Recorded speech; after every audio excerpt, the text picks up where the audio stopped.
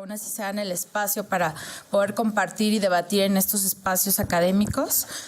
Entonces, bueno, pues le doy la más cordial bienvenida a la doctora Mónica González Contró, al maestro José Francisco Ciber, a la maestra Erika Tapia Nava y a la doctora Andrea González Cornejo.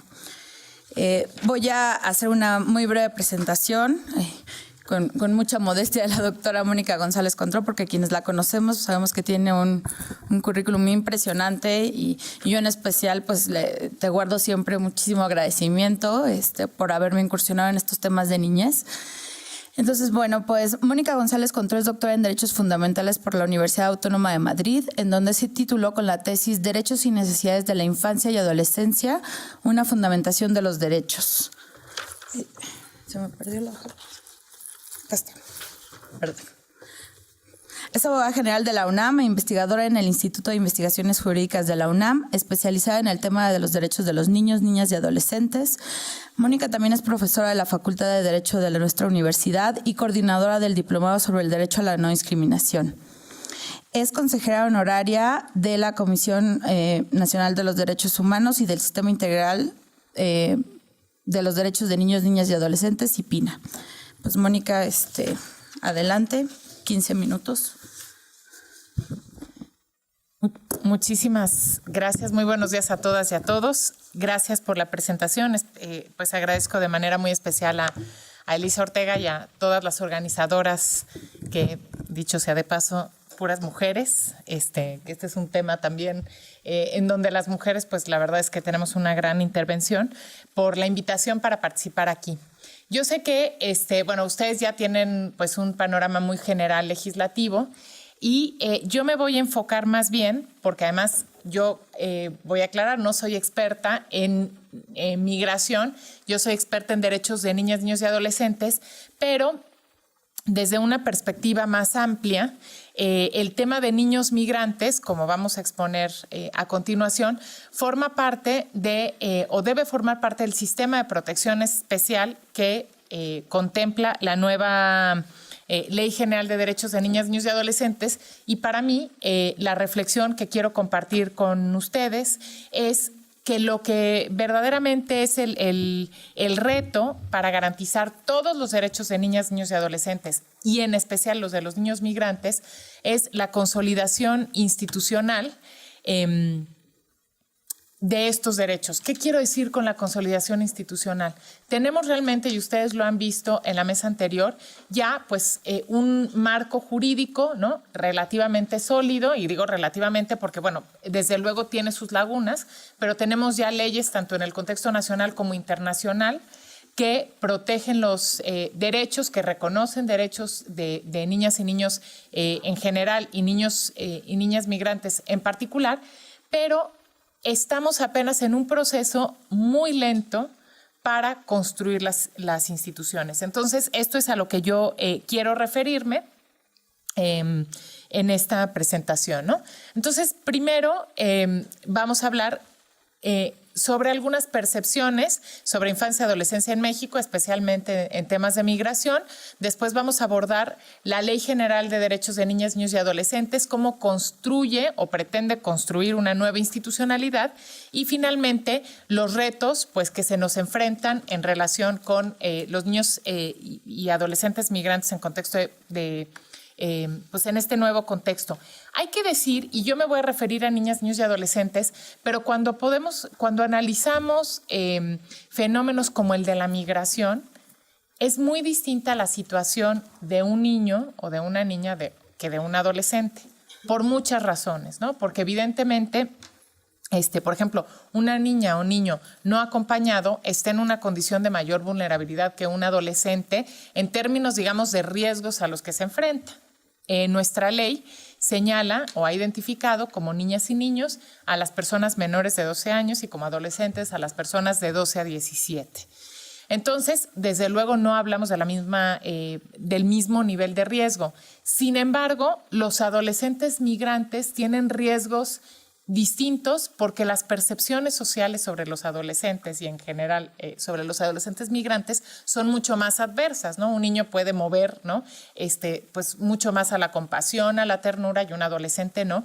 Y además también la institucionalidad que teníamos antes de la ley, que se sigue preservando, tiende de manera muy débil, pero a garantizar los derechos de los niños, pero los adolescentes están en una especie de limbo jurídico, porque pues las instituciones en general no asumen su obligación respecto de los adolescentes que migran, digamos, de manera irregular, especialmente cuando no son acompañados, ¿no? Pero bueno, aquí presentaremos un panorama general. Entonces, voy a presentar los resultados de una encuesta que hicimos, diseñamos y luego comentamos con dos de los compañeros que están aquí, Erika y Mauricio, y además Mario Luis Fuentes, que es la encuesta de los mexicanos vistos por sí mismo, porque me interesa primero dar un panorama mucho más general, ¿no? Bueno, estas diapositivas además son del área de investigación aplicada y opinión del instituto, entonces pues quiero dar todos los créditos que ellos levantaron la encuesta. Entonces, si nosotros preguntamos cuál es el principal problema que enfrentan hoy los niños y niñas, ¿no? La pobreza y la falta de oportunidades. En segundo lugar, la inseguridad y la violencia social. Y en tercer lugar, el maltrato y los abusos. Y si nosotros pensamos el fenómeno migratorio, que desde luego es complejo, pero pensando en niñas y niños mexicanos, estos tres elementos son factores que mueven a la migración en situación irregular, ¿no? Pensemos en los niños que van a alcanzar a sus familias a Estados Unidos, que generalmente tienen falta de oportunidades. La violencia también es un factor muy importante en México, pero también, y como ustedes saben mucho mejor que yo, en los contextos centroamericanos, y el maltrato y los abusos también es un problema importante, ¿no? Y esto es muy interesante y tiene que ver con esta visión sobre los derechos. A mí, cuando se preguntó a las personas, que esta es una pregunta además que se replicó de la encuesta nacional sobre discriminación, que fue levantada en 2010, ¿usted cree que los niños deben tener? Y solamente el 65.9 mencionó que deben de tener los derechos que les da la ley. Es decir, 6 de cada 10 personas está una cosa tan simple como dispuesta a asumir que niñas y niños son personas. ¿Y por qué digo esto? Porque el artículo primero constitucional dice en los Estados Unidos mexicanos, todas las personas gozarán de los derechos humanos reconocidos en esta Constitución y en los tratados. Entonces, este carácter de persona titular de derechos es aún muy problemático en relación con las visiones que tenemos acerca de la infancia, y esto desde luego afecta en la garantía de sus derechos. El 26% los derechos que sus padres les quieran dar, o sea, esta visión privatista de la familia, es decir, de los niños como propiedad de los padres, también tiene un impacto muy importante en la mirada que se tiene hacia los niños migrantes, que especialmente los niños migrantes no acompañados rompen la estructura, digamos, o el estereotipo que tenemos acerca de lo que debe ser una niña o un niño, pues que debe estar en el ámbito familiar, ¿no? Entonces, también supone una ruptura con este imaginario social. Y el 5.3 no tienen derechos porque son menores de edad. En esta, no me dejarán mentir Erika y Mauricio, nos interesaba muchísimo conocer cuáles eran las percepciones sociales sobre la institucionalidad en México. ¿Qué quiere decir esto? Las niñas y los niños, por su condición de personas en desarrollo, por su condición de personas menores de edad, requieren necesariamente, ¿no? Y por eso es que estamos discutiendo, hay un seminario sobre niñez migrante, no es gratuito, requieren de una mediación con el sistema jurídico. Esta mediación se da, digamos, automáticamente o en todos los sistemas jurídicos a través de la patria potestad, ¿sí?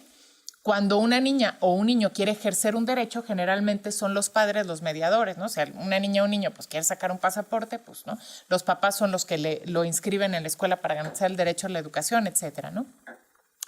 Pero es muy interesante porque en México lo que caracteriza al sistema jurídico mexicano es la falta de institucionalidad, es decir, tenemos una institucionalidad muy, muy débil que medie en el derecho para los niños, niñas y adolescentes que no tienen,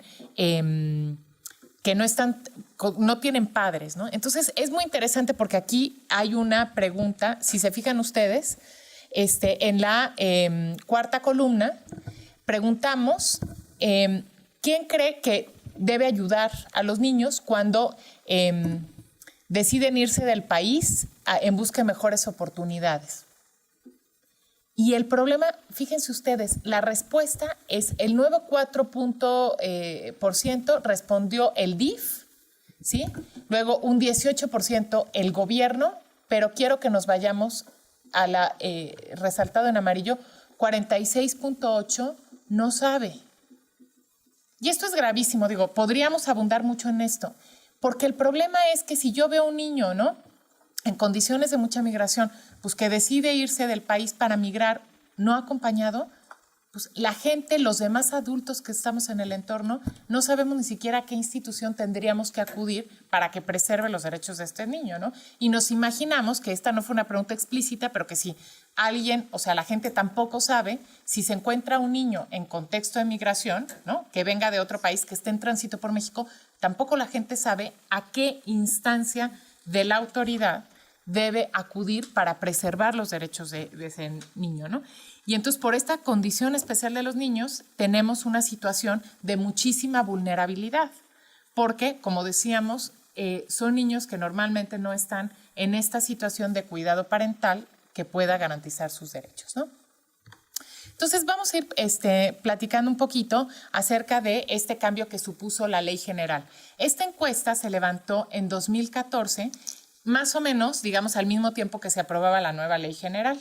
Entonces, queremos pensar, ¿no?, pues que en 5 años, si podemos replicarla, tendremos un escenario distinto, porque lo que tiene como objetivo la Ley General es precisamente crear esa institucionalidad que no existía para la violación a derechos humanos de los niños en general y una de sus partes, ¿no? ¿Qué teníamos antes? Pues el artículo 4 constitucional, que nuestro artículo 4 constitucional pues no protegía de ninguna manera. La Convención sobre los Derechos del Niño, la Ley para la Protección de los Derechos de Niñas, Niños y Adolescentes, que era una ley que era meramente declarativa porque justamente lo que no tenía era herramientas o instituciones que pudieran hacer efectiva la ley. El Consejo Nacional para la Infancia y la Adolescencia, que seguro nadie conoce porque pasó sin pena ni gloria y existía en el papel, pero la verdad... leyes locales de protección de derechos y comités de seguimiento, ¿no? Pero todo era meramente declarativo porque en realidad no había una institucionalidad. Entonces, ¿qué era lo que caracterizaba, digamos, en términos generales? Pues no había instrumentos jurídicos que garantizaran derechos humanos específicos. Garantizar, no solamente reconocer. Para eso ya teníamos la convención. Heterogeneidad y dispersión en la legislación en materia de derechos humanos de niñas, niños y adolescentes, ausencia de mecanismos de justiciabilidad, los derechos, pues sí, estaban ahí declarados, pero ¿cómo se hacían efectivo? Pues no había, ¿no? Presencia de la visión minorista privatista en la legislación local, especialmente en materia familiar, una visión asistencialista, que sigue predominando, ¿no? El DIF, si ustedes se fijaron en la presencia de las instituciones, es, ¿no?, lo que más sale. Y el DIF, ¿no?, justamente tiene una visión de asistencia social, ¿no? No es una visión de garantía de derechos. La debilidad institucional en materia de protección de derechos humanos, heterogeneidad en la institucionalidad, es decir, algunos estados pues estaban mejor que otros, ¿no?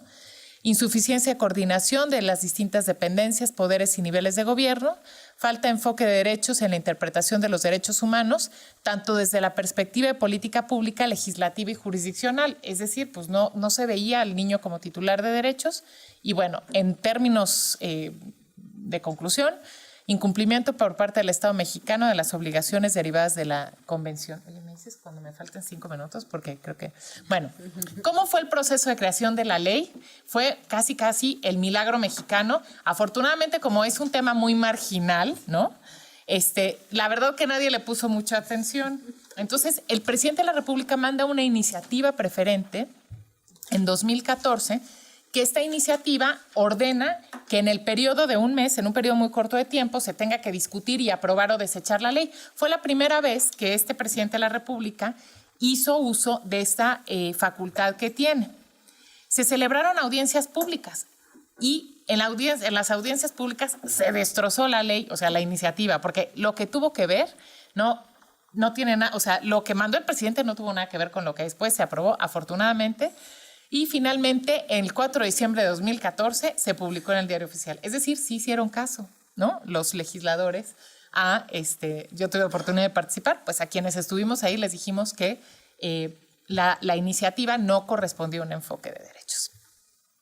Y entonces, bueno, vemos que la ley, de manera muy general, pues tiene un título de disposiciones generales, luego un título de derechos, otro de obligaciones. Esto era una de las cosas que que cambió. Primero, empezaba la ley con disposiciones generales y luego obligaciones, ¿no? Y luego derechos. Y dijimos, perdón, pero es que primero tienen que venir los derechos y luego las obligaciones, porque esto tiene un efecto simbólico muy importante. Yo primero reconozco a qué tienes derecho y después te digo quién te lo va a garantizar, ¿no? Entonces, esta fue de los cambios importantes. Y en los derechos de niñas, niños y adolescentes hay un título que supongo que ya lo habrán visto, de derechos de niñas y niños migrantes.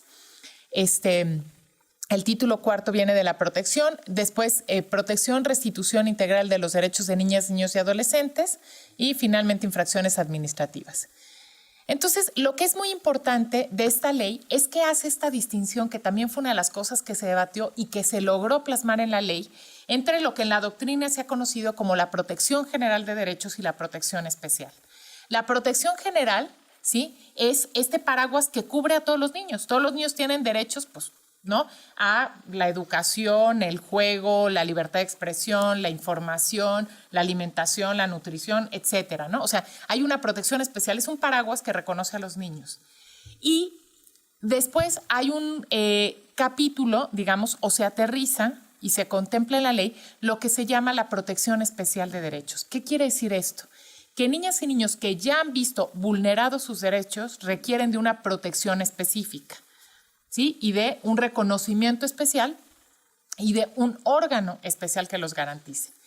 La protección general de derechos está a cargo, digamos, en términos muy generales, del Sistema Integral de Protección de Derechos de Niñas, Niños y Adolescentes, el CIPINA, y los sistemas locales. Ellos se encargan, ahorita vamos a ver un esquema de articular la política pública para esta protección general, y la protección especial de derechos quedó a cargo de las Procuradurías de Protección, que ya se habló aquí de las Procuradurías de Protección, en especial la Procuraduría Federal, que quedó integrada, porque así lo establece la ley, en el DIF, pero la misma ley da la posibilidad de que cada estado de la República ponga su Procuraduría de Protección donde mejor le convenga. Puede estar en el DIF, puede ser independiente, etcétera, ¿no? Luego, el Sistema Nacional de Protección Integral, ¿no?, aquí está integrado por el Poder Ejecutivo, ¿no?, lo preside el Presidente de la República, después la Secretaría de Gobernación, Secretarías de Estado está Educación, Salud, Hacienda, etcétera, y el Sistema Nacional DIF. De la Secretaría de Gobernación depende la Secretaría Ejecutiva del CIPINA, que es la que realmente opera, digamos, es el órgano operativo. Pues ustedes ven, el sistema es muy, muy amplio, pero el órgano operativo, el brazo operativo es la Secretaría Ejecutiva del Sistema Nacional de Protección. Y como les había dicho, la Procuraduría de Protección, que justamente tiene la obligación y está a cargo de garantizar los derechos de los niños migrantes, está ubicada en el ámbito federal, que es el que tiene la competencia, en el Sistema Nacional DIF. Después también de las entidades federativas están los gobernadores de los estados y el jefe de gobierno de la Ciudad de México ahora, pues quedó del Distrito Federal porque no se ha reformado la ley. Y hay otra parte del sistema que son los organismos públicos, el fiscal general de la República, el presidente del IFETEL y el presidente de la CNDH, que la misma ley establece que tiene que tener un área especializada encargada, pues, de vigilar el cumplimiento de la conclusión, y hay representantes de la sociedad civil, y el Coneval, digamos, también tiene no está en el sistema, pero está aparte, pero tiene un papel muy importante en la evaluación de las políticas de protección de derechos de niñas, niños y adolescentes. Aquí también hay niñas, niños y adolescentes dentro del sistema. Pero ahí tenemos, pues, un problema muy grande porque realmente no tenemos mecanismos para garantizar, pues, que estos niños tengan cierta representatividad y para no victimizarlos. Fue muy lamentable, y lo vimos todos, que en la instalación del sistema, que estábamos todos muy contentos, estaba el presidente, y lo que salió relevante de la instalación del sistema fueron los memes de la niña que estaba aburridísima con el discurso de Peña Nieto. Entonces, en lugar de hacer participación, ¿no? Participar a la niña, pues se victimizó a la niña porque, pues, ¿no? Todos eran empáticos con la niña que se estaba durmiendo y ponía unas caras en el discurso de Peña Nieto, en lugar de resaltar, digamos, pues, ¿no? La participación y el que hubiera niños en el sistema. Pero, en fin. Después, bueno, yo supongo, porque llegué tarde, pero ya vieron las obligaciones que hay hacia niñas y niños migrantes, que justamente, digo, no lo voy a repetir, aquí están como los artículos que vinculan mucho y tienen una adecuada, digamos, creo que la ley quedó bastante bien y una adecuada armonía entre pues, los derechos vinculados con la patria potestad para evitar, por ejemplo, lo que es el traslado ilícito de niños, ¿no? Que pues, es un problema también que tenemos en el contexto actual, cuando un niño sustrae o es sustraído, ¿no? Para evitar el contacto con el otro progenitor en los casos muchas veces de divorcio, de problemas familiares. Perfecto. Después, bueno, pues tenemos el derecho ¿no? A medidas especiales, a la nacionalidad. Tenemos toda una serie de derechos vinculados, o sea, un capítulo. Y hay que decir, el único capítulo específico, y esto también fue una demanda de la sociedad civil, de protección especiales de derechos de niños y niñas migrantes. Todos los demás niños que requieren de una protección especial están, digamos, contenidos en la ley, pero no de manera específica. Por ejemplo, niños con discapacidad, niñas, niños víctimas de maltrato, etcétera, tienen mecanismos de protección, pero hay un capítulo especial de niñas y niños migrantes. Y finalmente, pues se establece esta nueva institucionalidad que, digamos, la encargada de articular la política pública es el Sistema Integral de Protección, la Secretaría Ejecutiva a nivel nacional, pero quien se debe encargar de representar a los niños migrantes, especialmente en casos no acompañados, son las Procuradurías de Protección, en particular la Procuraduría de Protección Federal, pues que sabemos, ¿no? Que esto no ocurre en la mayoría de los casos, ¿no? Entonces, ya para ir cerrando, porque me queda muy poco tiempo, vamos a hablar de los avances, ¿no? ¿Cuáles son los avances que hemos tenido? Bueno, pues la instalación del CIPINE y la Procuraduría de Protección. Desafortunadamente, pues en poco tiempo ya llevamos 2 procuradores, ¿no? Entonces, pues eso no es lo mejor como para crear institucionalidad, pero bueno, por lo menos considerando pues que el país no tiene muchos titulares de muchas cosas importantes, pues ya consideramos un lujo que tengamos procuradora, ¿no? Pero en fin, después, el nombramiento del secretario ejecutivo y del procurador. El secretario ejecutivo sí ha permanecido desde la instalación del sistema, es Ricardo Bucio, y creo que está haciendo, digamos, un pues muy buen trabajo de articulación, especialmente con los sistemas estatales, ¿no?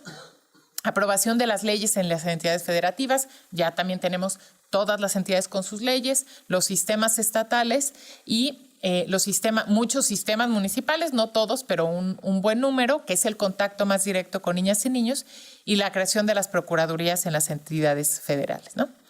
¿Cuáles son los retos en la aplicación? Como corresponde a toda ruptura de paradigma, es decir, esta mirada que tenemos hacia las niñas y niños como titulares de derechos y no solamente en el contexto cultural, la ley general implica importantes retos culturales, ¿no? La visión de niñas y niños como titulares de derechos y las percepciones sobre la condición de migración. Y aquí a mí me gusta siempre decir, yo creo, si bien pues tenemos ahora el fenómeno migratorio pues muy exacerbado, el hombre, o sea, la persona por naturaleza es migrante, pues si no, no estaríamos en América, que venimos así quién sabe cuántos millones de años, ¿no? Bajando por el estrecho de Bering, ¿no? Y entonces el hombre, la persona, digamos, las personas tenemos una pues condición migrante. Siempre ha migrado el ser humano para buscar mejores condiciones de vida, ¿no? Pero es importante cambiar estas percepciones sobre la condición de lo que supone ser migrante, como el extranjero, como el otro, como el que representa un riesgo, ¿no? Que esto también ocurre en México. Y por cierto, un comercial, que vayan a la exposición Carne y Arena, que se van a dar cuenta de qué es esto, que está en el Centro Cultural Tlatelolco. Es una que lo hace en coordinación la UNAM con el Gobierno de la Ciudad de México. La accesibilidad en mecanismos de garantía de los derechos. Este es el gran reto que tenemos. Sí tenemos una ley muy buena, tenemos pues mecanismos, pero no podemos aspirar a que sean las personas las que acudan, ¿no? Y menos niñas, niños y adolescentes a los mecanismos de justiciabilidad de sus derechos. Tenemos que acercar, ¿no? Y es un poco la idea de las procuradurías. Sin embargo, pues hay falta de personal, desde luego, o sea, tienen que hacer mucho con muy poco personal y tienen muchas cosas a su cargo, ¿no? Entonces muchas veces es insuficiente, aunque haya voluntad, el personal justamente para acercarse, pues ver desde las estaciones migratorias que no haya niños ahí, ver qué condición están los niños, etcétera, ¿no? La construcción de institucionalidad, los sistemas de protección y procuradurías. Nuestro gran reto va a ser el 2018, que logre el sistema transitar hacia una nueva administración y que logremos visibilizar que hay una ley, que hay sistemas, ¿no? En fin, ¿no? Y la incorporación del enfoque de derechos a toda actuación, que a esto obliga la ley, los tratados internacionales y la Constitución, en la actuación de cualquier autoridad que trate con cualquier niña, niño o adolescente, cualquiera que sea su condición, pero especialmente cuando está en una situación de migración. Muchas gracias.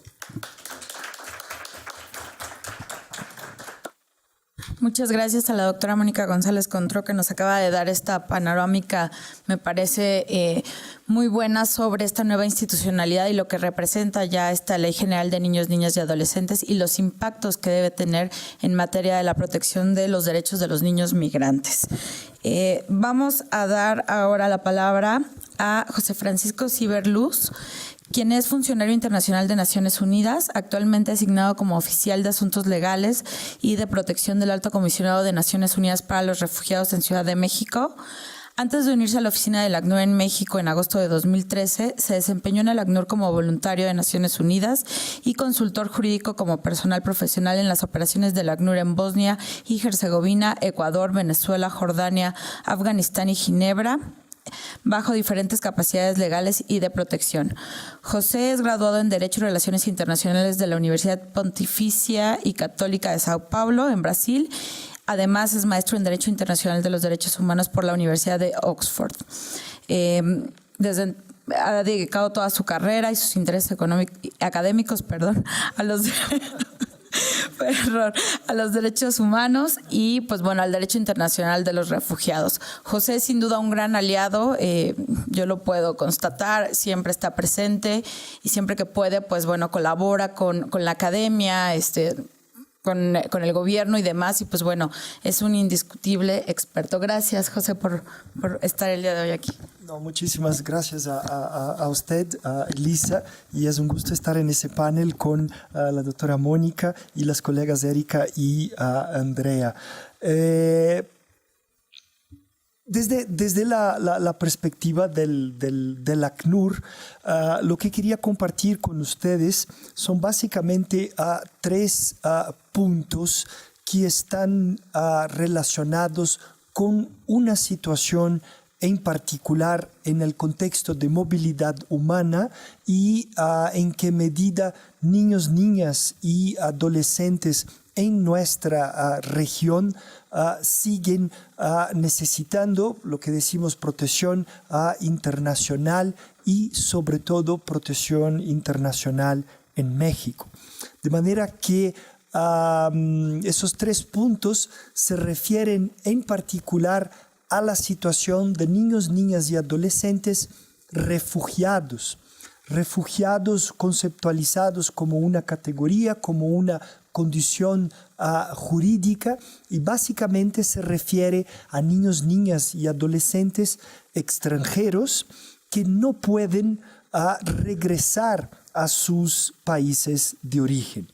Estamos hablando entonces en México de niños, niñas y adolescentes, sobre todo de Honduras y El Salvador, niños y niñas que en sus respectivos países, en sus comunidades de origen, viven lo que hizo referencia la doctora Mónica a riesgos diversos, riesgos distintos y riesgos vinculados a su condición de niños, de niñas. Cuando vemos la situación en Honduras y El Salvador, hay un contexto de violencia, causada tanto por actores del crimen organizado, desde maras, desde pandillas, hasta grupos más sofisticados, como la actuación de carteles, y muchas veces violencia que también es provocada por la respuesta estatal hacia esta situación. ¿De qué manera estos niños sufren riesgos y cuáles son estos riesgos? Un adolescente en una colonia de San Salvador o una colonia o un barrio de San Pedro Sula o Tegucigalpa es un blanco para el reclutamiento. Un adolescente es un bien, algo muy valioso para tales grupos. Un adolescente puede hacer trabajos de transporte de drogas, transporte de armas dentro de la ciudad, dentro del país. Los adolescentes son utilizados muchas veces para hacer trabajos de vigilancia o de inteligencia. Tener a un adolescente delante de la estación de policía de un pueblo, de una comunidad, y anotando quién entra, quién sale. Un adolescente puede dedicarse a actividades criminales, lo que hemos observado, y si miramos los casos que recibe la Comisión Mexicana de Ayuda a Refugiados, muchas veces son casos muy complicados, muy difíciles, porque son adolescentes que han de alguna manera entrado en conflicto con la ley penal en sus países de origen. Y son adolescentes que, por lo tanto, bueno, cuando hablamos de las niñas, en particular, muchas niñas son no solamente blanco de reclutamiento, pero son víctimas de acoso, víctimas de abuso sexual. Muchas veces podemos hablar de situaciones de adolescentes que han sido expuestas a una situación de esclavitud sexual, muy similar a lo que muchas veces escuchamos que ocurre en situaciones de conflicto armado. Por ejemplo, ¿no? Muchas veces escuchamos de niñas que son reclutadas, que son secuestradas por grupos armados, y eso nos parece algo muy distante, algo que ocurre en el marco de conflictos armados en África. Sin embargo, son situaciones que ocurren en municipios como San Pedro Sula, como Tegucigalpa, en Honduras, como San Salvador, San Miguel, en el contexto de El Salvador. Y frente a esta situación, lo que vemos es que muchos de esos adolescentes, de estas niñas, son forzadas a huir. Muchas veces cuando hablamos de la dimensión de México como un país de tránsito, lo que vemos, sobre todo cuando hablamos con niñas, niños y adolescentes, es que más que atraídos por el efecto magnético que siempre ha ejercido el norte de América del Norte sobre nuestra región, son niños, niñas y adolescentes que huyen, que son víctimas de fenómenos de expulsión. Muchas veces esta expulsión, este desplazamiento ocurre a partir de contactos que hacen sus papás, sus mamás, sus abuelas, con traficantes de personas, utilizándose de las mismas rutas de este movimiento migratorio y por lo tanto cayendo en una situación de invisibilidad, en una situación donde evitan los controles migratorios, en una situación donde, aunque sean niños, niñas y adolescentes refugiados, están lejos de tener acceso a procedimientos de protección. Ese es el primer punto que quería compartir con ustedes. Y concluyo haciendo referencia al hecho de que muchos de estos niños, niñas y adolescentes son refugiados. El segundo punto se refiere al reto que tenemos en México de la identificación de tales niños, niñas que podrían ser personas refugiadas. Y aquí quiero hacer referencia una vez más a uno de los puntos que presentó la doctora Mónica, que es este proceso de construcción institucional. En el marco de este proceso de construcción institucional, el rol principal de identificación en la realidad mexicana, por supuesto, tiene el Instituto Nacional de Migración. Los agentes federales de migración hoy cuentan con un protocolo de identificación, una herramienta operativa que está disponibilizada para que estos agentes federales de migración puedan identificar estos niños. Identificados estos niños, cumple a cualquier de las procuradurías de protección. Podría ser la Procuraduría Municipal, podría ser la Procuraduría Estatal o la Procuraduría Federal, quien debe entonces intervenir y a partir de su intervención proceder con un procedimiento de determinación del interés superior de la niñez, que en la Ley General de Derechos de los Niños, Niñas y Adolescentes de México figura como un procedimiento de restitución de derechos frente a esta situación, y el resultado de este procedimiento podría entonces ser la canalización, la referencia del caso de este niño, niña, adolescente a la oficina de la Comisión Mexicana de Ayuda a Refugiados. De manera que en México la arquitectura jurídica mexicana de protección a estos niños que podrían ser refugiados establece de manera muy clara el rol de estas procuradurías, el rol del Instituto Nacional de Migración y el rol de la Comisión Mexicana de Ayuda a Refugiados. El instituto es, por supuesto, lo que nosotros llamamos en derecho internacional la autoridad de primer contacto de la persona.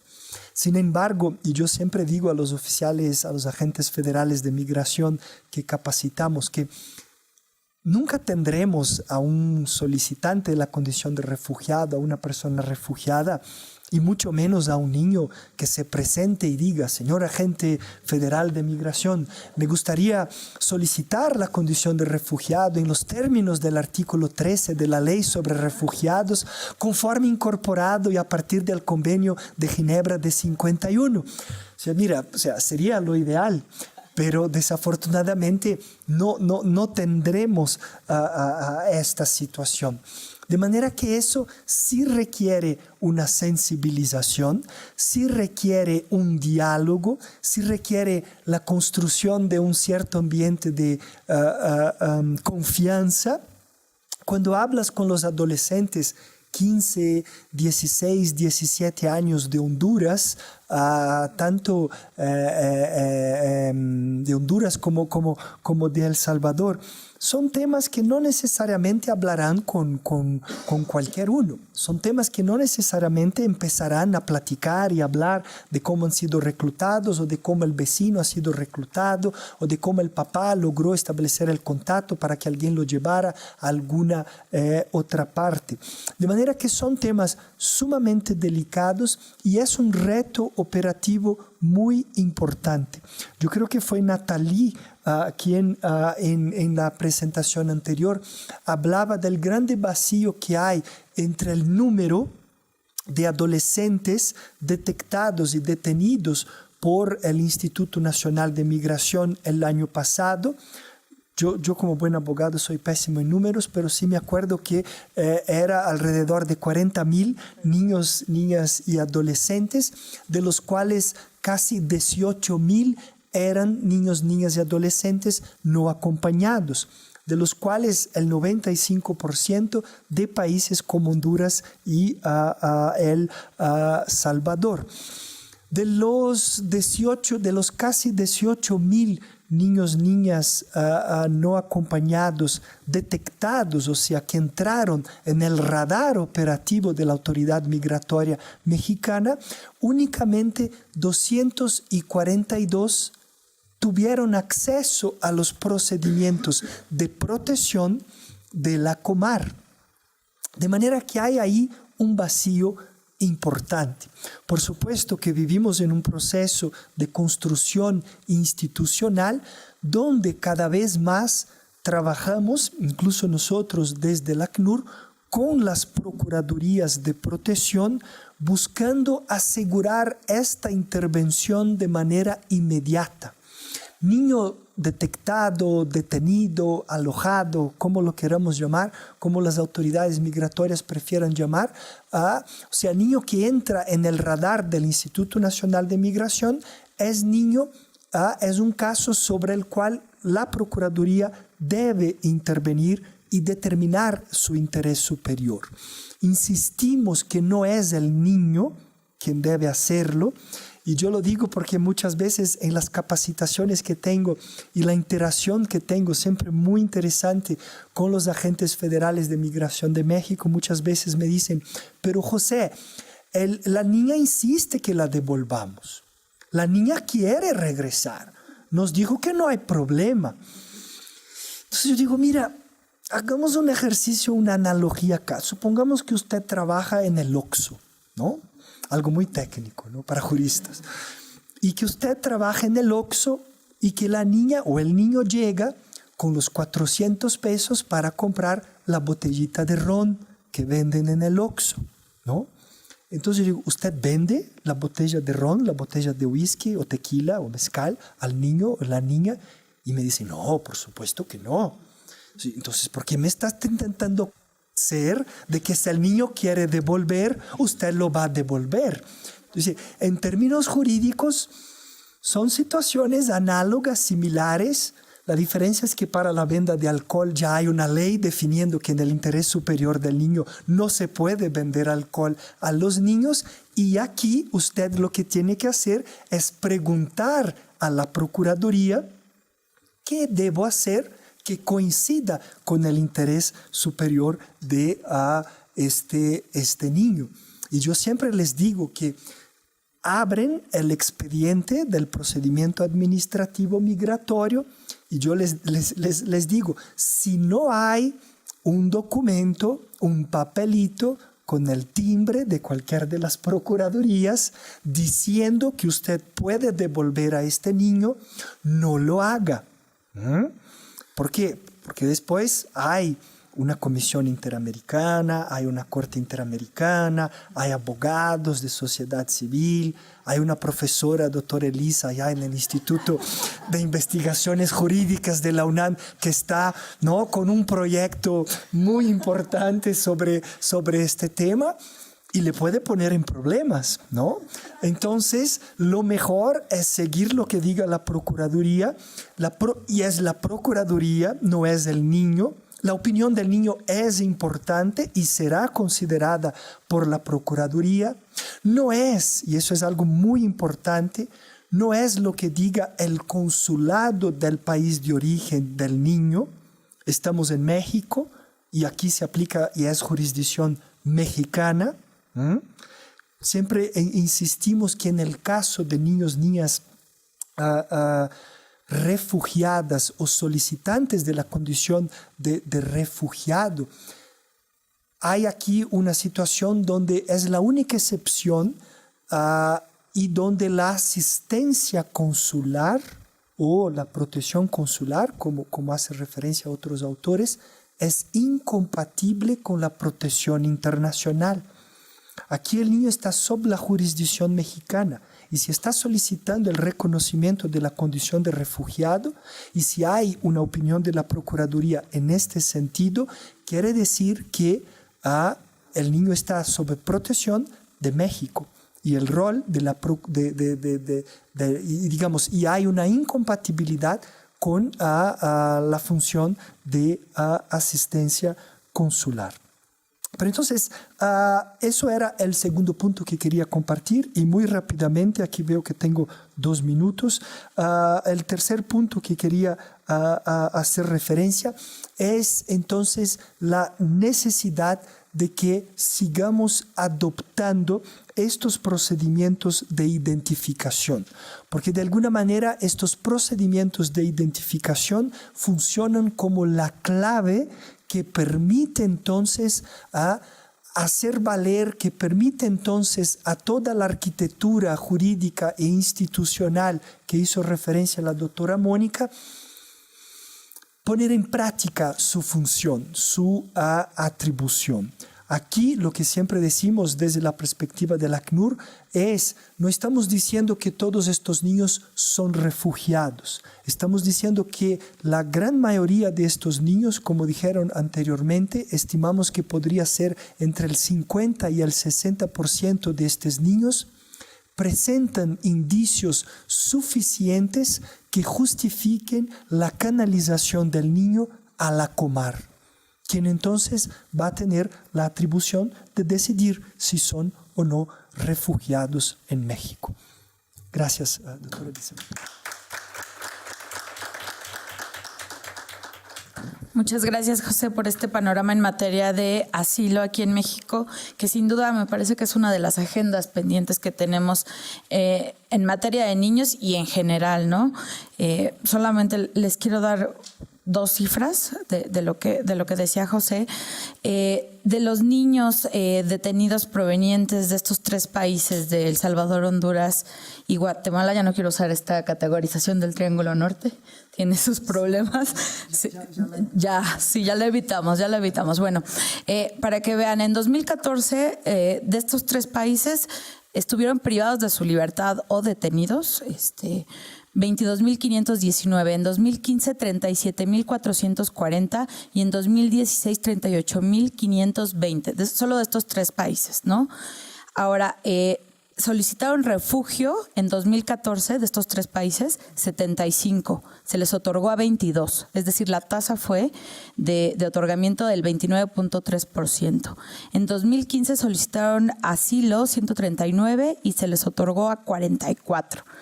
Tasa de otorgamiento 31.6. Y en el año 2016 solicitaron 229 niños asilo y se les otorgó a 95. Subió un poco la tasa a 41.4%. Pues bueno, vamos a dar ahora, después de estas cifras, paso a la ponencia de la maestra Erika Tapia, quien es candidata a doctora en Ciencias Políticas y Sociales con especialidad en Ciencia Política por la Facultad de Ciencias Políticas y Sociales de la UNAM. Entre sus principales líneas de investigación están los temas de infancia, adolescencia y juventud, socialización de la política, cultura de la legalidad, educación ciudadana, temas electorales, derechos humanos y violencia. Es especialista en estudios de opinión pública y en el manejo, uso y aplicación de metodología cualitativa, cuantitativa y mixta. Tiene experiencia académica y de investigación en diversas instituciones. También, pues bueno, la maestra Erika tiene entre sus últimas publicaciones el libro Socialización Política y Educación Cívica con los Niños en 2014. Es coautora de libros como Conocimientos, Ideas y Representaciones acerca de niños, niñas y adolescentes y jóvenes, Cambio o Continuidad, en la colección Los Mexicanos Vistos por Sí Mismos del año 2015, y del libro Formación Ciudadana hacia una cultura de la legalidad en 2006. Pues bueno, Erika, tienes el uso de la palabra. Gracias por estar aquí. Muchas gracias. Muchas gracias por la invitación, doctora Elisa, doctora Monse, doctora Mari Carmen. La verdad es un placer estar aquí, compartir con ustedes y también aquí con mis colegas Mónica, José Francisco y Andrea, ¿no? La verdad, estos puntos de encuentro y de reflexión son interesantes porque no solamente a partir de la academia, ¿no?, y la vinculación con distintas instituciones es que se puede cambiar la realidad, ¿no? ¿Podemos poner la presentación? Se llama Migración y Crimen Organizado. Muchísimas gracias, ¿no? Y bueno, la ponencia del día de hoy la titula así: Migración y Crimen Organizado, un ejército infantil. Bueno, tiene mucho que ver, muchísimas gracias, con los datos también presentados por José Francisco, ¿no? También comparto mis puntos de vista con la doctora Mónica, que en distintas ocasiones hemos también tenido la oportunidad de colaborar juntas, ¿no? Y de complementar pues las distintas perspectivas, ellas desde la perspectiva del derecho, yo desde la sociología. Y bueno, estos aspectos han resultado ser como muy interesantes, ¿no? En ese sentido, habría que cuestionarse, ¿no? ¿Por qué hay tanta violencia, digamos, en el país? ¿Cuáles son los factores que están también promoviendo esto? ¿Qué pasa en la situación de los niños, niñas y adolescentes? Y particularmente, ¿qué es lo que está pasando con los niños migrantes? Bueno, pues miles de niños migrantes, ¿no?, transitan solos por México hacia la frontera norte. ¿Qué es lo que significa esto, no? Que están expuestos a una infinidad de situaciones de violencia, de crimen organizado, de trata de personas, ¿no? Y efectivamente está comprobado, ¿no?, que estos niños, niñas y adolescentes escapan pues de sus países en una situación de migración forzada en muchos de los casos, al no tener, digamos, expectativas de vida, al no tener tampoco acceso a la educación, al no tener una vida de calidad, derecho a la salud, etcétera, ¿no? Es decir, todos los derechos humanos que por ser niños, ¿no?, deben de tener, ¿no? Y bueno, por supuesto también el contexto internacional no habla también de mayor control sobre los flujos migratorios, ¿no?, principalmente hacia la frontera de Estados Unidos, ¿no? Y desafortunadamente, aunque ya se está avanzando en términos jurídicos legales, institucionales, aún falta, como bien lo decía la doctora Mónica, ese cambio cultural, ¿no? Porque hay como esta cuestión de estigmatización de los adolescentes, de los jóvenes, ¿no?, y principalmente de los adolescentes como problemáticos, como violentos. Y bueno, esto ha hecho que esta situación también de esta complejidad de la migración hacia los Estados Unidos, ¿no?, ha hecho también que estos flujos migratorios sean de los niños, niñas y adolescentes, vayan por zonas mucho más inseguras con la intención de efectivamente pues poder pasar y poder llegar a sus destinos de origen, ¿no? Y bueno, principalmente, como bien se menciona, ¿no?, estos niños vienen de El Salvador, de Guatemala, ¿sí?, y también de Honduras, ¿no? Y entonces esto los coloca en condiciones de vulnerabilidad por situaciones como la proliferación de redes transnacionales dedicadas a la explotación infantil, la fragilidad de personas migrantes, pues particularmente de los niños y adolescentes, ¿no?, y un entorno de violencia derivado de los conflictos como la delincuencia organizada. Entonces, aquí la infancia en todos estos escenarios es sumamente vulnerable, ¿no?, por su edad, por su desconocimiento, ¿no?, porque generalmente son personas indígenas, personas que no tienen recursos. En ellos se ve materializada una tercera discriminación. Primero, por ser países, ¿no?, que están ubicados en América Central. Segundo, por ser indígenas. Y tercero, ¿no?, como también bien lo comenta Rigoberta Menchú, ¿no?, que ella también sufre una tercera discriminación por el hecho de ser mujer. En este caso, también por ser niños. Entonces, esta forma de acceso, ¿no?, y migración hace que justamente se recrudezcan las condiciones de vulnerabilidad de los niños migrantes. Así, la violencia, el crimen organizado y los homicidios se han convertido en la primera causa de muerte entre los adolescentes hombres en varios países de América Latina y del Caribe. Y ahora, bueno, ¿por qué los migrantes, en especial los niños y adolescentes, son tan vulnerables?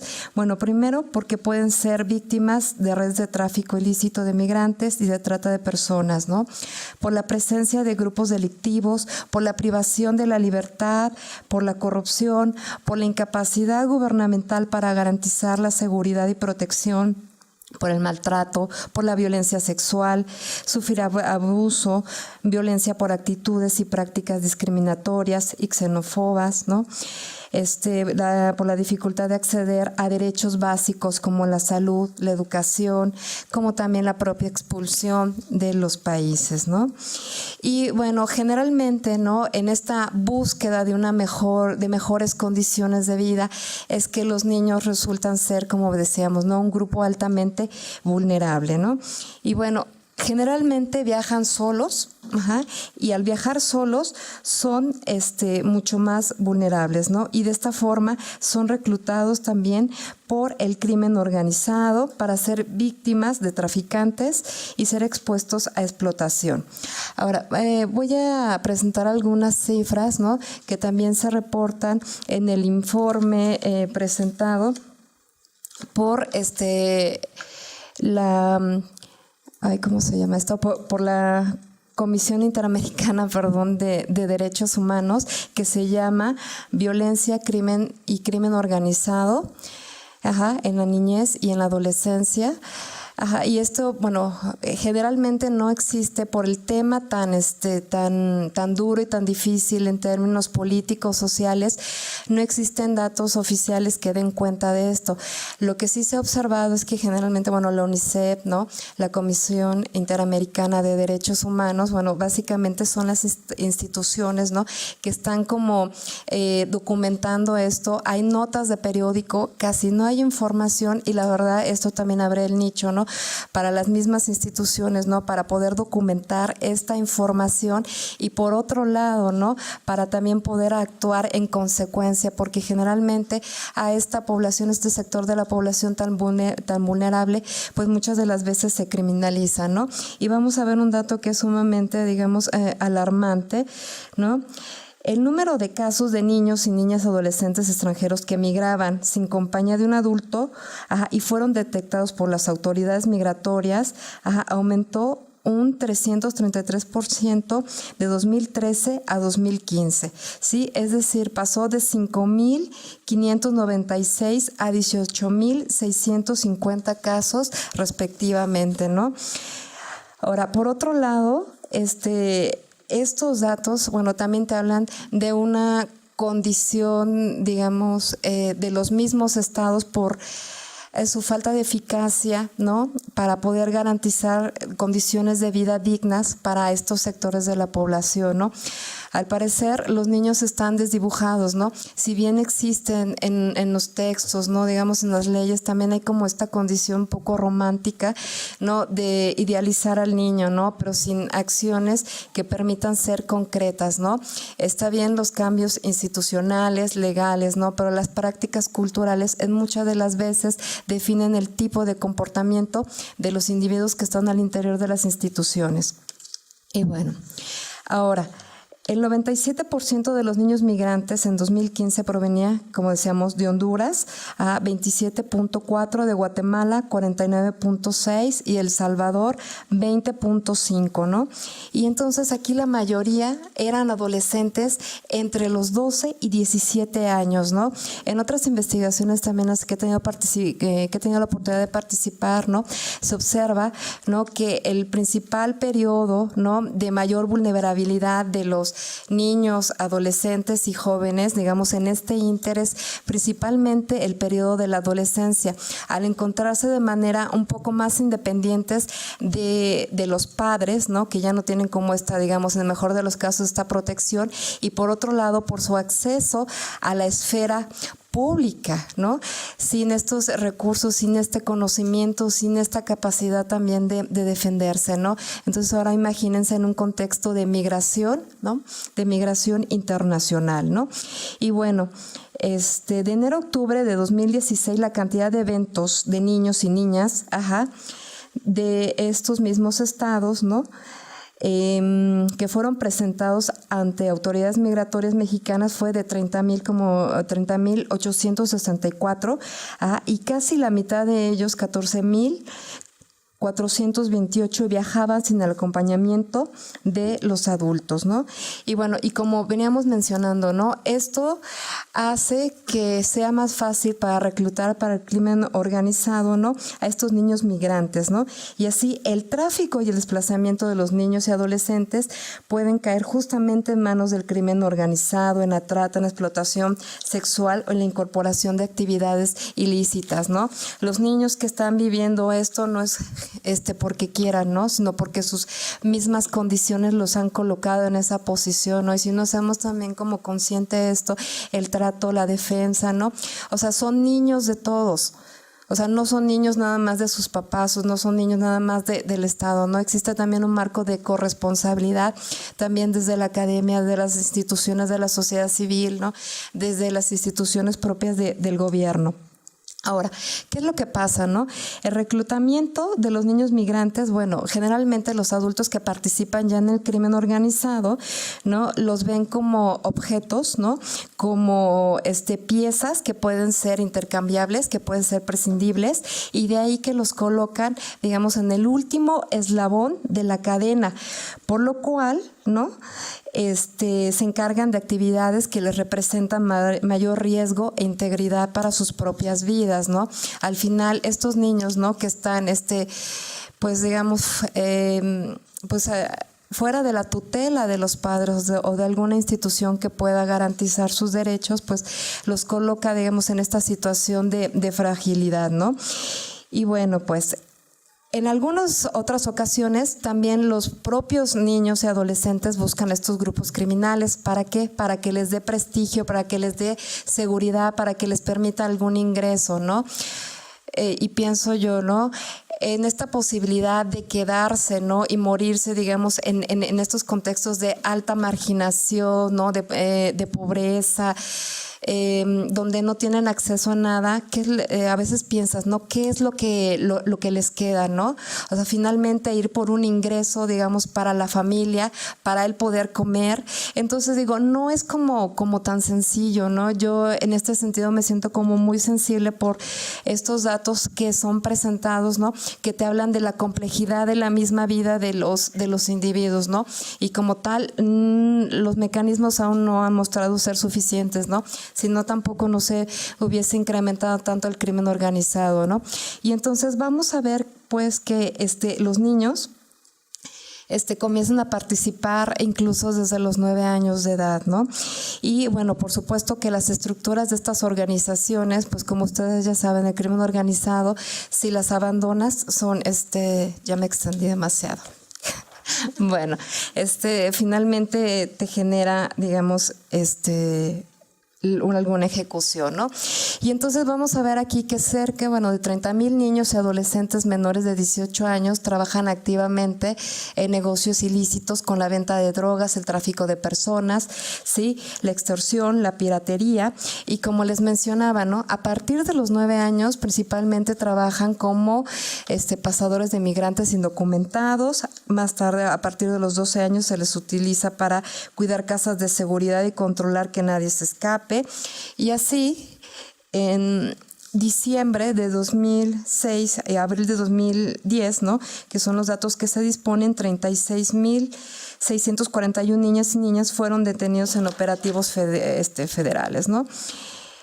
Y bueno, también en esta consulta, en la consulta infantil realizada en el año 2012, también se observa ahí que el 10% de los adolescentes entrevistados fueron también invitados a formar parte del crimen organizado, ¿no? Entonces el crimen organizado ya es el pan nuestro de cada día, y también hay que ver las condiciones sociales por las cuales también surge esto, ¿no? Es decir, nada es casual, ¿no?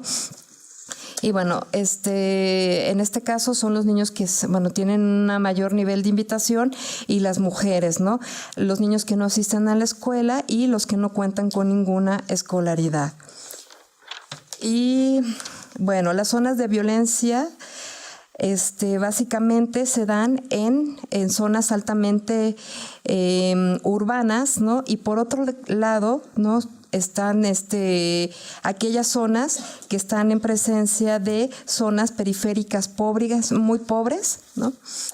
Y bueno, ya casi para terminar, lo que hay que ver aquí es que los niños y adolescentes migrantes centroamericanos son secuestrados por estas organizaciones criminales, ¿no? Y así, en la búsqueda de obtener un reconocimiento y protección, sentido de pertenencia, pueden también tener cierta inclinación, ¿no? Desafortunadamente aún sigue existiendo esta respuesta punitiva, ¿no? Ya que cuando los agarran y finalmente les fincan, digamos, toda esta cuestión de un proceso, ¿no? Pues muchas de las veces, ¿no? Pues la condición de las prisiones no son las más óptimas y tampoco son las más constructivas, ¿no? De ahí también que tenemos que pensar en las consecuencias sobre la forma en cómo estamos actuando, ¿no? Ahora, hay que también que reconocer que todos estos aspectos de migración son situaciones de abuso y explotación, ¿no? Vinculadas también, pues decíamos, ¿no? Al tráfico y venta de drogas, ¿no? De manera inicial, y por supuesto también la violencia sexual y de género. Y pues se podría decir que esta forma de reclutamiento forzado son las nuevas formas de explotación y trata, ¿no? Y por supuesto lo que también indica en todo ello es que hay que generar políticas públicas, ¿no? En América Latina, ¿no? Porque eso se tiene que ver como un fenómeno también transnacional, ¿no? Para justamente, ¿no? Para limitar esta situación de los niños y adolescentes migrantes y la incorporación de ellos a bandas del crimen organizado, ¿no? Así también como solventar esta situación, ¿no? Punitiva de los gobiernos, ¿no? Ya que no están respondiendo de manera integral al mandato de la protección integral de la niñez, ni están considerando de manera suficiente el interés superior del niño, ¿no? Por supuesto, estamos hablando ya de procesos que hablan de esta necesidad de consolidación institucional, ¿no? Pero esto tiene que ser basado en un enfoque de derechos, ¿no? Acompañado de componentes culturales que permitan el cambio de prácticas, y a su vez este cambio de prácticas es un cambio de realidades, ¿no? Buscando pues justamente garantizar el interés superior del niño y reconocer a los niños, niñas y adolescentes como titulares de derechos. Muchísimas gracias.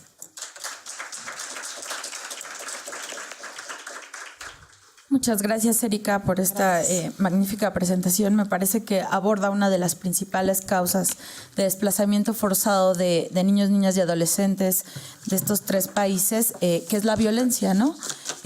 Datos del ACNUR de 2014, en este informe, que si no lo han leído se los recomiendo mucho, que se llama Arrancados de Raíz, menciona que 48.6 de los niños que se mueven de El Salvador, Honduras y Guatemala es a causa precisamente de la violencia. 29.2 es por motivos económicos y 22.2 por reunificación familiar. Entonces aquí vemos este papel tan fuerte que tiene la violencia para desplazar de forma forzada a estos niños, ¿no? Que salen huyendo de estas situaciones.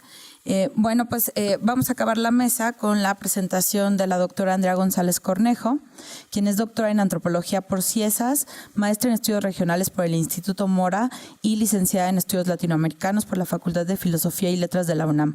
Además, tiene un postdoctorado en la UAM Xochimilco. Entre 2007 y 2008 realizó una estancia de investigación en California en un programa llevado a cabo por la Universidad de California en Santa Bárbara y por CIESAS. Es profesora en el Colegio de Estudios Latinoamericanos de la UNAM con el seminario Procesos Migratorios en América Latina. Se ha dedicado desde el año 2002 al estudio de la migración guatemalteca y centroamericana a México y Estados Unidos en el ámbito laboral, de derechos humanos, género, espacio regional, apropiación social del espacio, redes sociales y formación de comunidades, de las cuales se han derivado diversas publicaciones y conferencias. En 2013 fundó el colectivo Ustedes Somos Nosotros, integrado por académicos y estudiantes en temas migratorios, que se dedica a la Defensoría de Derechos Humanos y ayuda humanitaria a personas migrantes en tránsito por México y que intenta realizar un puente entre la academia y la acción directa con población migrante.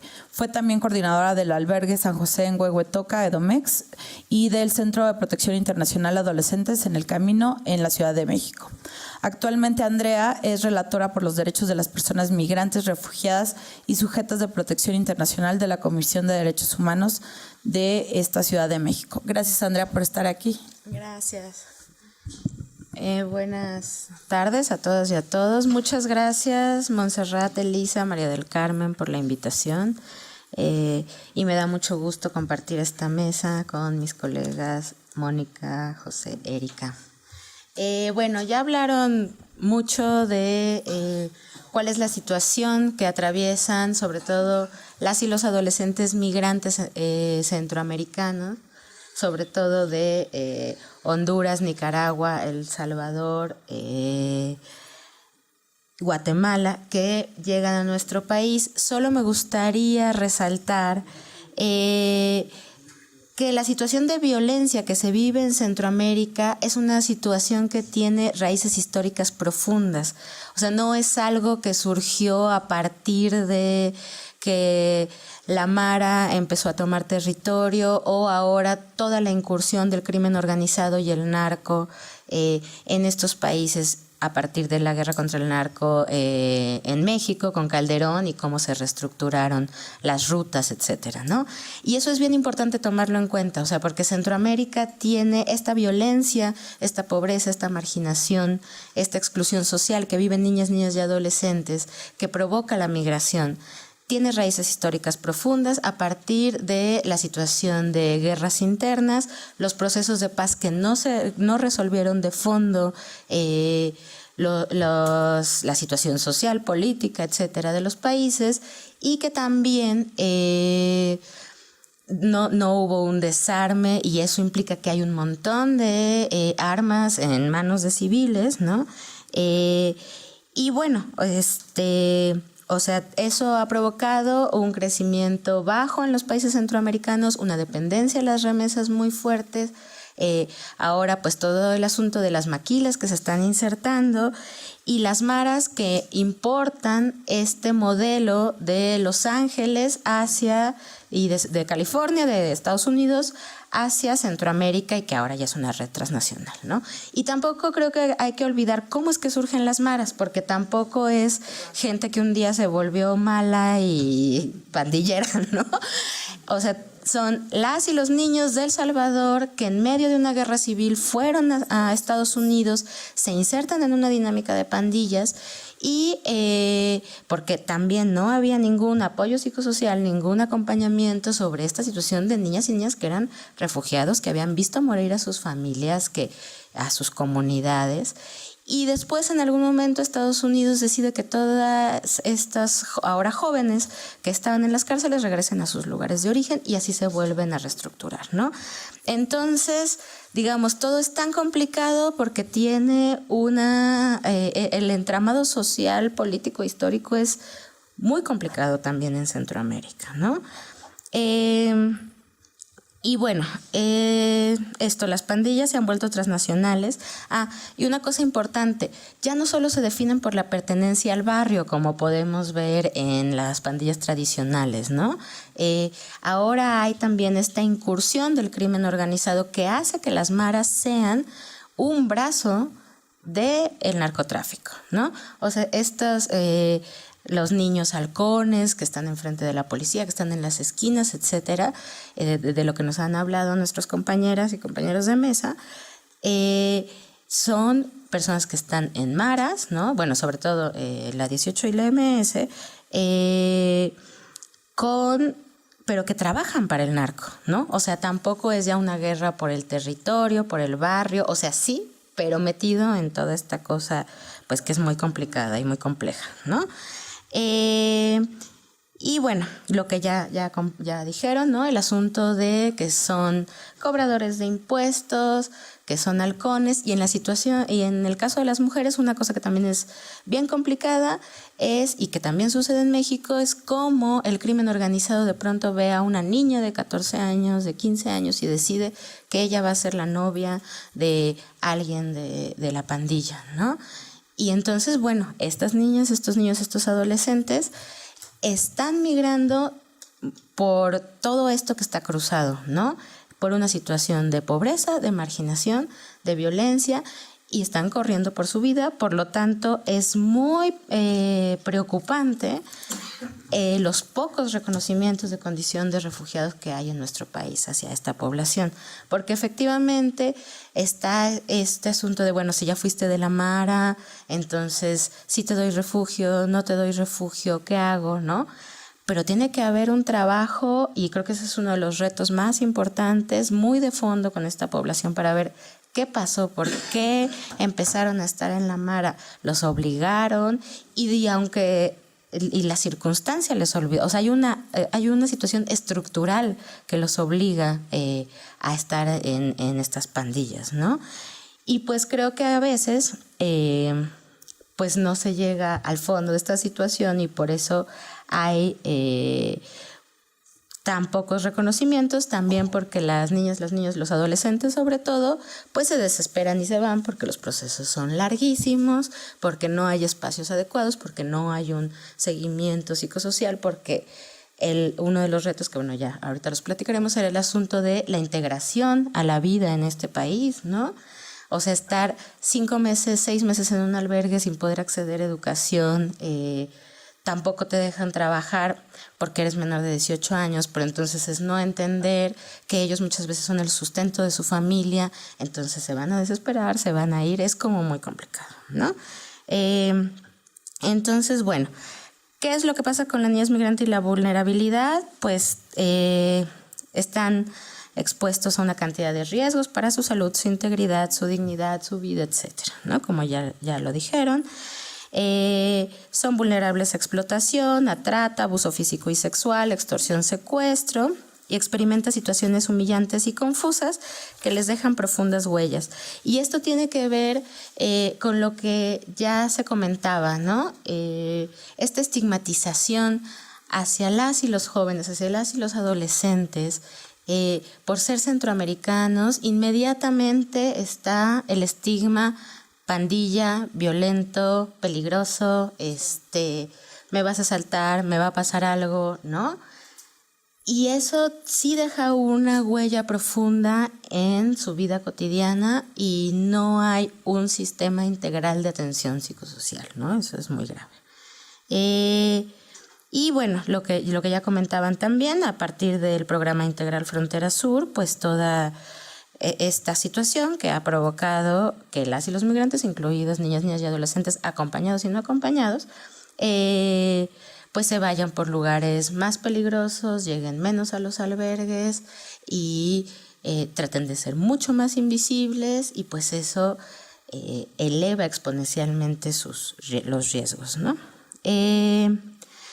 Pero bueno, como todo eso ya se habló mucho, lo que les quiero platicar un poco es, desde la relatoría hicimos un informe sombra para la 27ª sesión del Comité de Trabajadores Migrantes de Naciones Unidas, que fue en agosto de 2017, donde trabajamos junto con organizaciones de la sociedad civil, albergues y academia, sobre cuál es la situación de las personas migrantes, refugiadas y sujetas de protección internacional en la Ciudad de México. Tenemos una normativa increíble, ¿no? Somos la única ciudad con la Ley de Interculturalidad, Migración y Movilidad Humana. En la Constitución de la Ciudad de México, la Carta de Derechos es, bueno, en general la Constitución, ¿no? O sea, realmente ha sido un esfuerzo bien importante por parte de las organizaciones, de academia, que se discutió mucho cómo los derechos humanos fueran un eje transversal, ¿no? Bueno, tenemos obviamente toda la normativa nacional de la que ya nos hablaron, los instrumentos, los más altos estándares internacionales que hemos firmado y ratificado, pero eso sigue sin traducirse a un ejercicio de derechos en la vida cotidiana de niñas y adolescentes.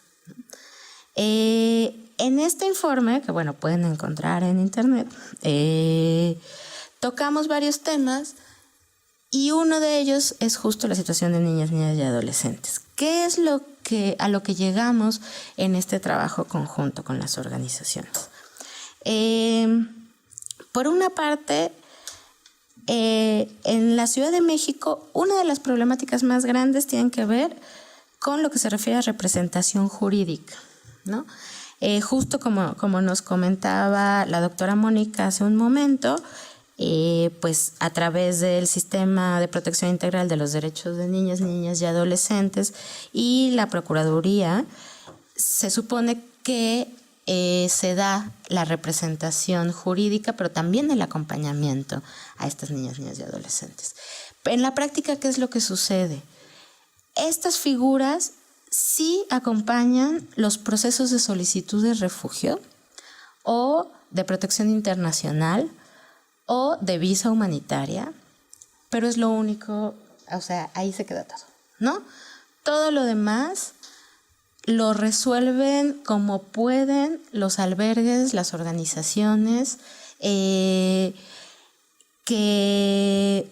pues se enfrentan a muchísimos problemas, ¿no? Porque se supone que existe este grupo interdisciplinario que tiene que revisar caso por caso qué sucede con las niñas, niñas y adolescentes que están, por ejemplo, en el programa de alternativas a la detención, que seguimos viendo niñas, niñas y adolescentes en estaciones migratorias, ¿no? O sea, eso sigue sucediendo hoy, ¿no? Cuando ya no debería suceder. Entonces, tanto los que llegan directo a los albergues de la Ciudad de México y que se pues van dando acompañamiento a organizaciones que no tienen albergues también, como los que llegan a estos espacios por alternativas a la detención, pues el grupo interdisciplinario nunca llega, ¿no? Y el grupo interdisciplinario se supone que tiene esta visión justo de atención psicológica, de hacer un análisis sobre qué pasa con la vida de esta niña, de este niño, cómo se va a integrar, etcétera, ¿no? Entonces, bueno, ahí ya hay un primer problema. La segunda es la regulación de los centros de asistencia social. Como bien decían, pues el DIF tiene el mandato, y está en la ley de migración, ¿no? De velar por los derechos de niñas, niñas y adolescentes migrantes, porque justo los centros de detención mexicanos del Instituto Nacional de Migración no son espacios aptos para que las niñas y los niños estén. ¿Qué es lo que pasa con el DIF a nivel Ciudad de México y a nivel federal, ¿no? Pues que no tienen espacio, que ellos no atienden a ese tipo de población. Hay muchos casos que nos ha tocado dar seguimiento, no solo ahora desde la relatoría, sino antes, en donde el DIF decía, pues no, es que yo atiendo hasta los 13. Y pues más de 13 no, y menos él, porque pues se ve que es pandillero y entonces no vaya a pasar algo, ¿no? Justo ayer en un foro me contaba una persona de ¿dónde era? De Chiapas. Me decía, hemos tenido niños y niñas que la migración nos dice toma, ¿no? Ni tienen albergue ni nada, pero dice toma, no pueden estar en la estación migratoria. Y los llevamos al DIF y ni siquiera ya quien atiende, la directora o el director, no sé, ¿no? El policía de la entrada les dice, oye, pues aquí está. No. O sea, nosotros no atendemos esto. No, llévatelo. No lo podemos atender, ¿no? Porque son migrantes, porque no son mexicanos. No. Y entonces justo me decía, ¿y qué hacemos? ¿Los podemos mandar a la Ciudad de México? Y yo, pues mándenlos, ya que vemos qué hacemos, ¿no? No, pero bueno, o sea, más allá de eso, es súper preocupante que la instancia que tiene que garantizar los derechos de estos niños y niñas simplemente digan, no, yo no lo atiendo. O sea, allí hay una falta de coordinación, de capacitación, de voluntad política, ¿no? Y eso también se replica en la Ciudad de México, ¿no? Cuando a pesar de que tenemos todos estos instrumentos jurídicos, pues se sigue llegando al Seguro Popular, a la SEP y te dicen no, porque tú no eres mexicano, ¿no? Y bueno, la restitución de derechos, pues está sumado con esto mismo, ¿no? También otra cosa que hemos analizado es que esta situación que les comento trae consigo una preocupante falta de iniciativas y programas locales para atender a los y los migrantes menores de 18 años que viven y transitan por la Ciudad de México, porque hay que tomar en cuenta que la Ley de Interculturalidad, Migración y Movilidad Humana y la Constitución de la Ciudad de México extiende los derechos de todas las personas, no solo que viven, sino también que transitan por esta ciudad. ¿Okay? Es decir, ¿por qué está sucediendo esto a pesar de que tenemos la normativa local de avanzada? Pues porque estos programas dependen del ámbito federal, ¿no? Y entonces, si no se generan políticas públicas fuertes en el ámbito local, que tiene que ver con el ámbito federal, pues hay múltiples violaciones a derechos humanos y falta de atención a necesidades específicas, ¿no? Las organizaciones de la sociedad civil consultadas para este informe del que les hablo, lo que señalan es que es súper importante crear nuevos espacios de acogida para niños, niñas y adolescentes no acompañados. Los que ya existen son albergues que están adecuando su espacio para que también haya niñas, niñas y adolescentes no acompañados, u otros espacios que no cuentan con la infraestructura adecuada para atender de manera efectiva a esta población. Por ejemplo, muchos albergues y organizaciones que se dedicaron por muchos años a trabajar con niñas, niñas y adolescentes en situación de calle, ¿no? Y entonces ahora, pues sí, como no hay dónde ponerlos, pues ya están adecuándose también, pero al fin y al cabo, pues esa es una situación que tiene que garantizar el Estado, ¿no? En materia de salud, se ha detectado que las organizaciones de la sociedad civil resuelven ese acceso a través de la credencial de visitante huésped de CEDEREC, en donde inmediatamente te das de alta en el Seguro Popular, pero no se ha establecido una ruta clara de atención por medio del DIF, ¿no? Que es quien tendría que atender directamente a esta población. Tienen muy poco contacto con el grupo interdisciplinario, tampoco ubican muy bien cuál es su actuar, cuáles son sus acciones. En el ámbito educativo se ha detectado que la inscripción de niñas, niñas y adolescentes sin documentos migratorios es muy complicado en el momento del ingreso a las escuelas o a la presentación de exámenes en modalidad abierta a cargo del INEA. Lo mismo sucede con niños, niñas y adolescentes migrantes repatriados, ¿no? Donde pues también tienen como todo este asunto de sus papeles, de que les piden la CURP, que qué hacen, nadie sabe como muy bien cómo hacerle. Y bueno, y más complicado todavía con niños, niñas y adolescentes que no son reconocidos como refugiados. O sea, los que tienen visa humanitaria ni siquiera tienen CURP y piden CURP para todo. Entonces es imposible acceder a cualquier programa de gobierno, ¿no? A pesar de que hay un reconocimiento por parte del Estado mexicano de su estancia aquí, ¿no? Respecto al tema de discriminación y exclusión, bueno, lo que dicen es que hay un proceso de discriminación por su forma de hablar, vestir, su situación migratoria y malos tratos por parte de oficiales del Instituto Nacional de Migración, en el caso de los niños, niñas y adolescentes que estuvieron en estaciones migratorias. Y bueno, pues es necesario no solo trabajar en la armonización de marcos normativos, sino también pues crear políticas públicas reales en donde estos vacíos que son muy preocupantes pues puedan llenarse, ¿no? Nada más para acabar, pues bueno, al ser firmantes de la Convención de los Derechos del Niño, se supone que hay que acercarse lo más posible a las medidas generales de aplicación y de protección, ¿no? Donde estamos obligados a respetar, promover, retribuir derechos. Tenemos, bueno, las leyes pues también tendría que haber como una iniciativa a nivel regional, Centroamérica, México, Estados Unidos, porque al final es una problemática que está cruzando todo, ¿no? La situación de niñas, niñas y adolescentes en Estados Unidos es también súper complicada, ¿no?